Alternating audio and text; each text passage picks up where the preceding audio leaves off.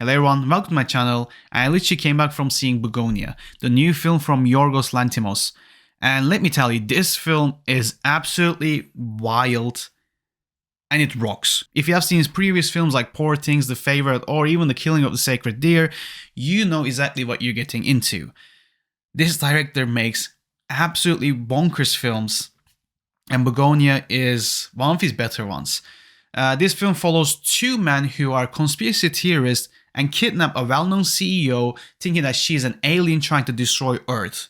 And they think they're the only saviors for this planet. I mean, from the tagline alone, this is just crazy. And I was really intrigued from the start because it's a remake of a South Korean film called Save the Green Planet, which I've never seen before. But I did follow his remake journey, which is this film from start to finish. So I was always intrigued. The premise really interested me from start. And what can I say? He does it again. This film is absolutely great. One of the best parts is the cast. It stars Emma Stone, Jesse Plemons, and Aidan Delbis, who I think is a newcomer because I've never seen him before. But man, he did a great job. Obviously Emma Stone and Jesse Plemons are big celebrities who act really well, and they do that in this film. They were absolutely amazing. They had great chemistry with each other. It's literally just Emma Stone and Jesse Plemons' film, but like I said, I want to give props to Aidan Delbis. I think he really brought a sincerity to this film, and he plays a major role that has a lasting impact on the story and the film and to me. I really enjoy seeing his character and what he represented. Talking about Emma Stone, she is the CEO of this company, and her recent collaboration with Yorgos is absolutely killer. Poor Things, literally one of my favorite films I've seen in the last 5 years. It is absolutely amazing, and to see her in a film like this, it's just fitting. She does a great job, as well as Jesse Plemons. He steals the show. He plays this conspiracy theorist who believes aliens are, already invaded Earth and trying to destroy it. But he plays it so convincingly well that I was like taken back of it. I was really getting creeped out by his character.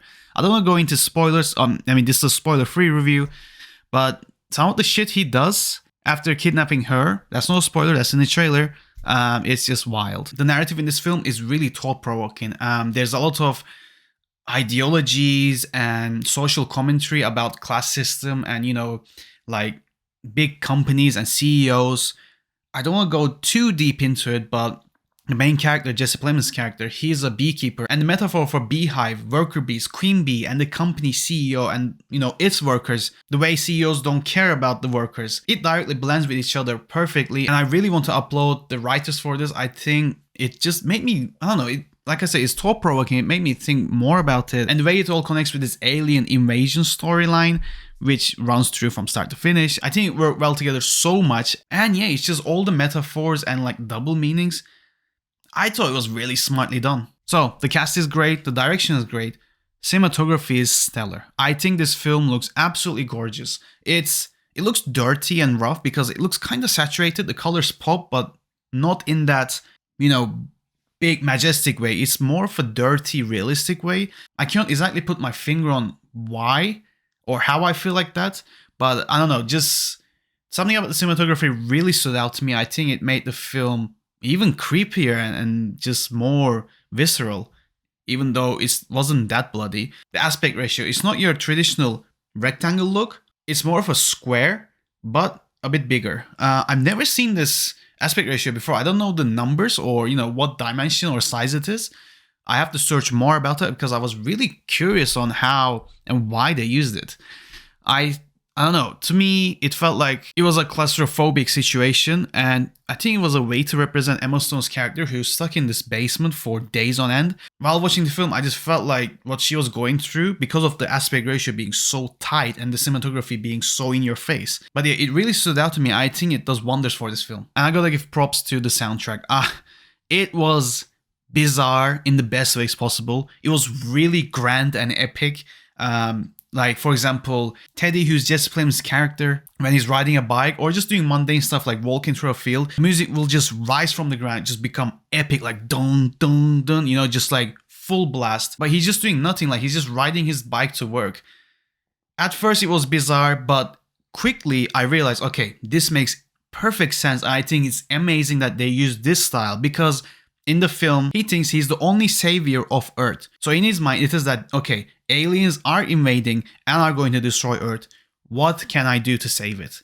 Once you understand his mindset, the music makes absolutely sense because we're hearing the music from his perspective. So everything is epic, grand, and earth-shattering moment. All these aspects makes the film a standout for me in this year, but man, I had a couple of issues though. If you've seen the film, the main character has an emotional attachment to his mother because of something happened. Not getting into spoilers, but I think they could have expanded more upon that. The emotional gut punch could have been, I don't know, explored further or developed that storyline a bit more further. I know they were trying to go for that 2-hour mark, but I don't know, I think a bit more time with him and his mother could have benefited more and made a crucial scene in the film a bit more emotional for me. And the second thing is, this film is already bonkers, so you already set the stage for it to become quite ridiculous and humorous, but they never utilize that humor. I don't know, after seeing Poor Things, I was expecting him to use more humor because in that film, he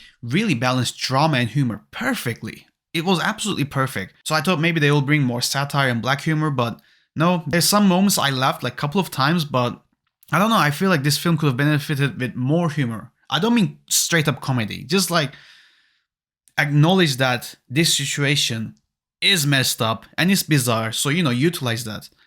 But yeah, apart from those aspects, I think this film absolutely rocks. It's, like I said, definitely one of the standout films of this year. Not sure if it's in my top 10, but maybe it will get close. The more I think about it, the more it grows on me. If you have a chance, please watch it. I think it's a great time, and I think everyone will actually enjoy it because the cast does an amazing job. It hooks you from the start to the end. It just doesn't let you go. And lastly, if I had to give it a score, I'll give it a solid 8 out of 10. Really. Please do yourself a favor and watch this film.